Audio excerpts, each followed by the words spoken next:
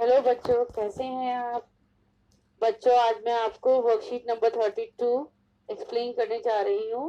ये मैथ्स की वर्कशीट है 10th क्लास की, जो कि 16 सितंबर की है। तो इसमें सबसे पहले मैं आपसे ये कहना चाहूँगी कि मेरी वीडियो को लाइक ज़रूर करिएगा बेटा, और सब्सक्राइब करिएगा मेरे चैनल को, ताकि जो आने वाली वीडियोज़ हैं उनका नोटिफिकेशन आपको मिल जाए। ठीक है। तो लास्ट हमने वर्कशीट में ट्रिग्नोमेट्री चैप्टर पढ़ रहे थे हम लोग। तो अब यहाँ पर भी हमारा कंटिन्यूएशन है। ये भी problem based on trigonometric ratios पर, ट्रिग्नोमेट्रिक रेशियोज पर कुछ प्रॉब्लम्स दी हुई हैं, जो कि मैंने यहाँ पर आपको समझाने की कोशिश की है। ठीक है, सबसे पहले हम रिकॉल कर लेते हैं जो कि लास्ट हमने क्लास में पढ़ा था। तो लास्ट क्लास में हमने पढ़ा था ट्रिग्नोमेट्रिक रेशियोज। साइन पढ़ा था, cosec, sine, cos, tan, cosec, sec, cot. ठीक है, ये शॉर्ट फॉर्म्स हम लोग यूज करते हैं। साइन, कॉस, कोसाइन को कॉस बोल देते हैं, टेंजेंट को टेंजेंट ना बोल के हम सिंपली शॉर्ट फॉर्म में टैन बोल देते हैं। तो अभी देखिए, ये एब्रीविएशन है, साइन, कॉस, टैन, कोसैक, जो हम बोलते हैं डेली लाइफ में। ये वो वर्ड्स हैं। अच्छा, relationship with sides of right triangle, ये राइट ट्राइंगल से इनका रिलेशन है। तो जैसे कि अब मैंने एक ट्राइंगल लिया, ये लिया हुआ है इन्होंने, ये देखिए। साइन बेसिकली हमारा होता है P by H. P by H मतलब अपोजिट साइड अपॉन हाइपोटेनियस। ठीक है, ये एक राइट ट्राइंगल है। राइट ट्राइंगल कौन सा ट्राइंगल होता है जिसकी 90 डिग्री होता है एक एंगल। ये हाइपोटेनियस है। ये आपका एडजेसेंट साइड है, ये आपकी अपोजिट साइड है। ठीक है। तो अब यहाँ की बात हो रही है।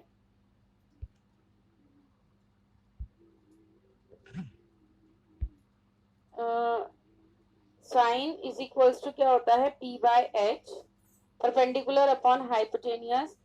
कॉस होता है बी बाय एच, और टेंजेंट होता है पी बाय बी। कोसैक होता है एच बाय बी, और सैक होता है एच अपॉन बी, और कॉट होता है आपका बी बाय पी। साइन जो है वो आपका कोसैक का रेसिप्रोकल, एक दूसरे के उल्टे होते हैं। देखिए, यहाँ पी बाय एच है तो यहाँ एच अपॉन पी हो गया। कोसैक और आपका सेक एक दूसरे के उल्टे होते हैं। यहाँ देखिए बी बाय एच है तो यहाँ एच बाय बी हो गया है। और टेन और कॉट एक दूसरे का जस्ट अपोजिट होते हैं। ये पी बाय बी है तो ये बी बाय पी है। ठीक है, ये यहाँ पे दिखाया गया है। साइन वन अपॉन कोसैक, और cosec is equal to one upon sine. Cos one upon sec, sec is equal to one by cos. Tan is equal to one upon cot, तो sine theta upon cos theta भी होता है ये। Cot theta is equals to cos upon sine, just tan का cot opposite होता है। चलिए, कुछ एग्जाम्पल नंबर 1 करते हैं। एग्जाम्पल नंबर 1 में क्या कहा जा रहा है कि if tan theta, tan five बोलते हैं इसको, equal to 4, then find the value of sine 7 sine 5। और ये क्वेश्चन दिया हुआ है आपको। यहाँ इसको मैंने अपने आप सॉल्व किया है। देखिए,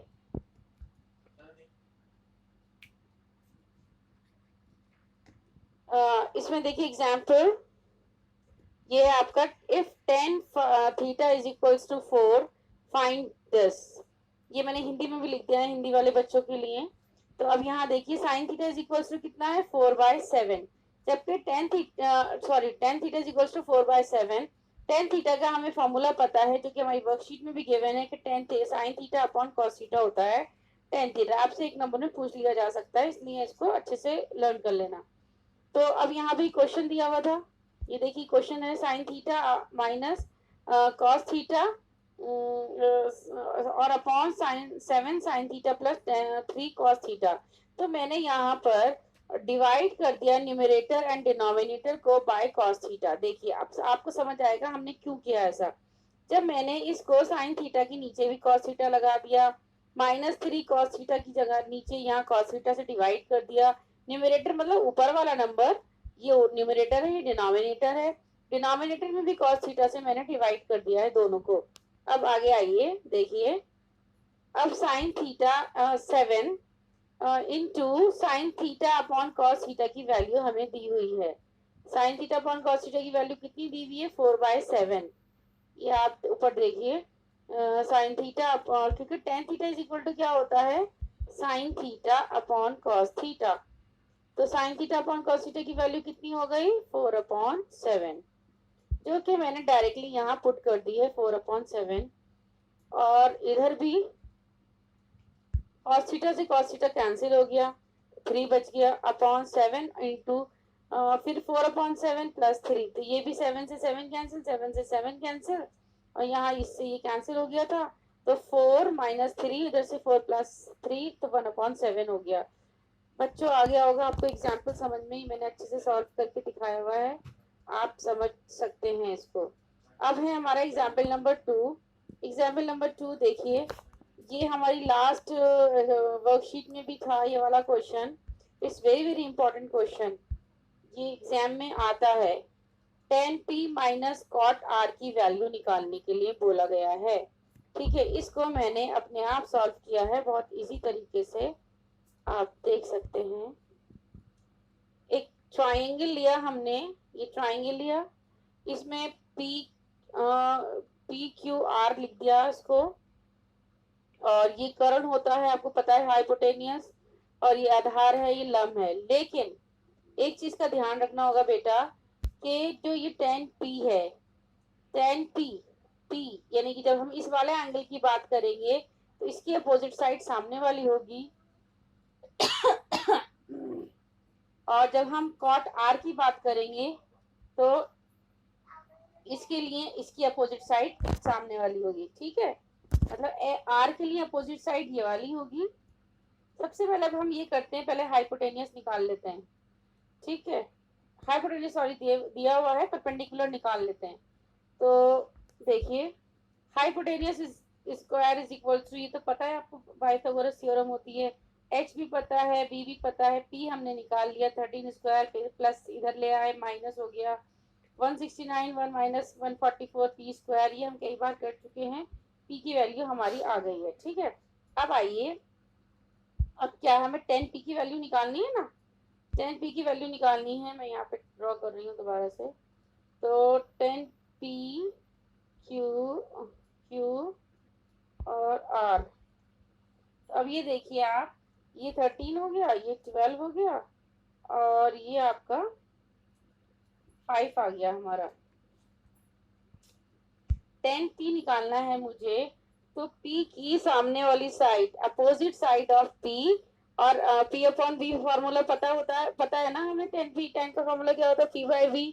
तो 10p यानी कि अपोजिट साइड ऑफ p और upon adjacent side of p। तो देखिए इधर आके देखिए, अपोजिट साइड कौन सी है, p की अपोजिट साइड ये है, तो अपॉन में हम रखेंगे 5 अपॉन, और p की एडजेसेंट साइड कौन सी है 12, तो अपॉन 12। देखिए अब यहाँ पे बात हो रही है कॉट r की, तो p अपॉन p होता है कॉट r का एडजेसेंट साइड ऑफ r की एडजेसेंट साइड ये वाली है। ठीक है, एडजेसेंट यानी कि इसकी पास वाली, और अपोजिट साइड r की ये वाली है, ये r की अपोजिट साइड है।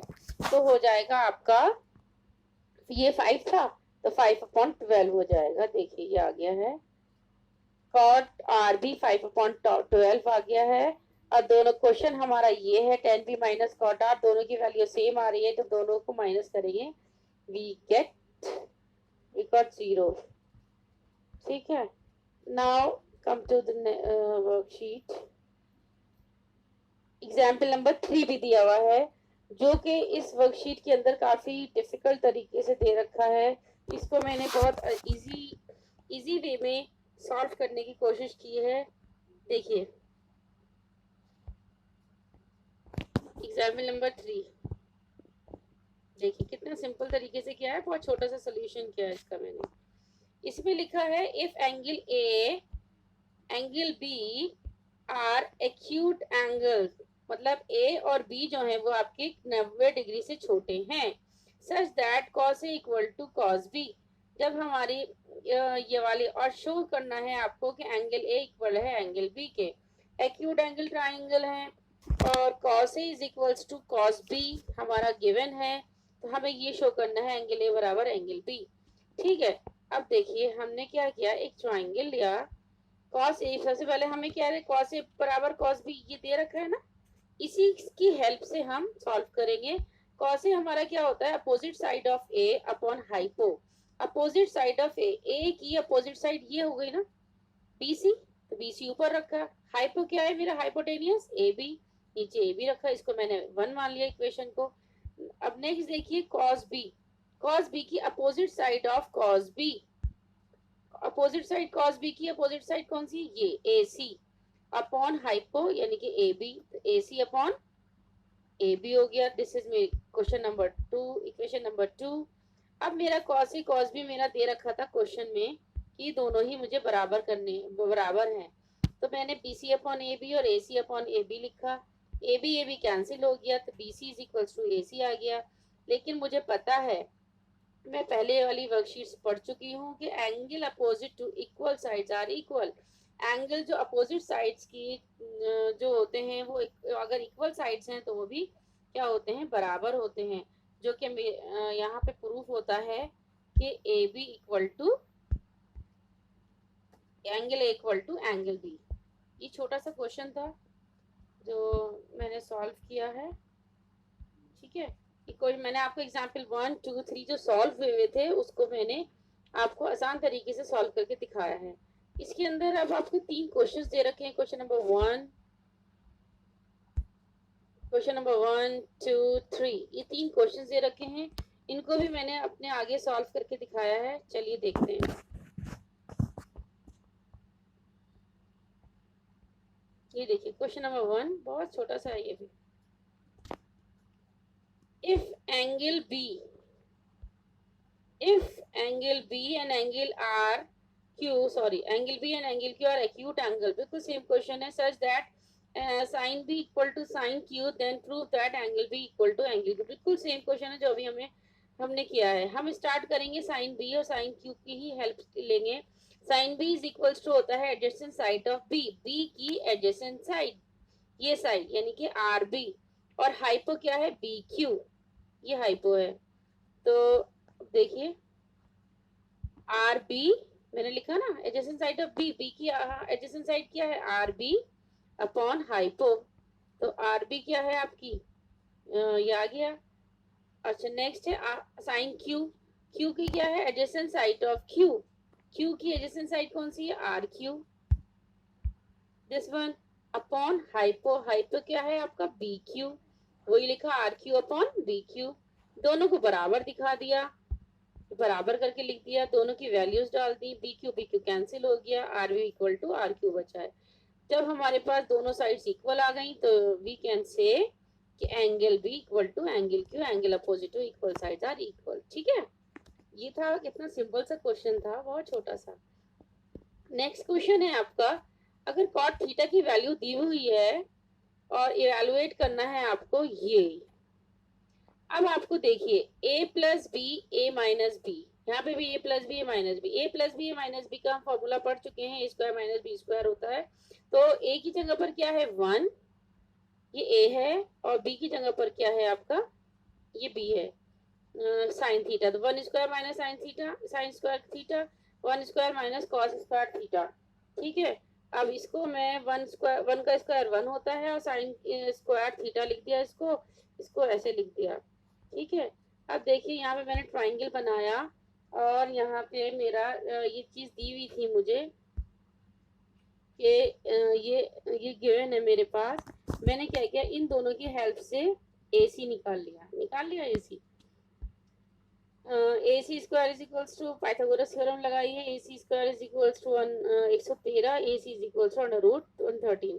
साइन थीटा की वैल्यू निकाल लेती हूँ मैं, P बाय H होता है, और P मेरा क्या है 8 और अपॉन 113 अंडर रूट में। ऐसे ही कॉस थीटा की वैल्यू निकाल ली, ठीक है। कॉस थीटा की वैल्यू निकालने के बाद आपने ये वैल्यू, ये लिखा, इसी की वैल्यू तो निकालनी थी मुझे, 1 माइनस साइन थीटा की वैल्यू डाल दी यहाँ पर, यहाँ कॉस थीटा की वैल्यू डाल दी, 1 माइनस 8 8 64 और 113 स्क्वायर से स्क्वायर रूट कैंसिल हो गया, ये आ गया, और यहाँ पे 7 7 49, और इससे ये ऐसे आ गया।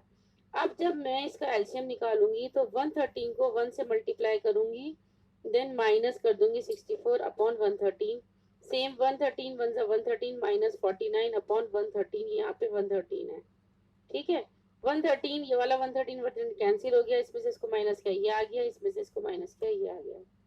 ठीक, इसका ही सेकंड पार्ट है कि कॉट स्क्वायर थीटा लिखा है, इसकी वैल्यू निकालनी है आपको। तो मैंने कॉट थीटा का बाहर लगा दिया स्क्वायर। नाउ कॉट थीटा की वैल्यू मेरे पास है 7 का स्क्वायर 49 होता है, 8 का स्क्वायर 64 होता है। तो ये मुझे आंसर मिल जाता है। Question number 3 it's also very simple. Consider करना है ट्राइंगल ए सी बी, उसमें ए भी दे रखा है आपका,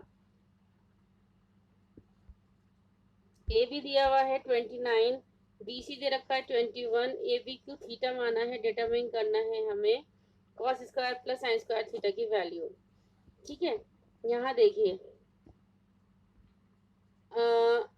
ये आपकी मैंने वैल्यूज डाल दी, जो जो मेरे को वैल्यूज दे रखी थी। मुझे निकालना क्या है, ए सी बी निकालना है। क्या निकालना है, ए सी बी लीजिए, अच्छा लीजिए कोड तो मुझे यहाँ पर मान निकालना, ये इसकी वैल्यू निकालनी है। तो A B square is equal to A C square plus B C square होता है। ए बी की वैल्यू मेरे पास दी हुई थी, ए सी की वैल्यू मुझे निकालनी है और बी सी की वैल्यू दे रखी है। यहाँ से मैंने ये सॉल्व कर दिया पाइथागोरस थ्योरम लगाकर, ए सी स्क्वायर इक्वल टू 400 और A C is equal to 20 आ गया।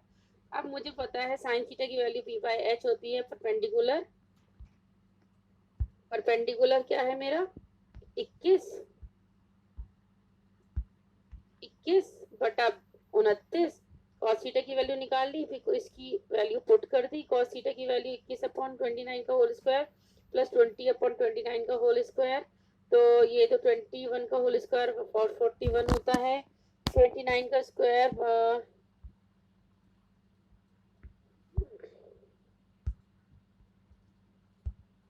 841, 400 अपॉन ये दोनों को प्लस कर दिया, 841 आ गया, एलसीएम लिया तो 841 कैंसिल होके 1 मिल गया।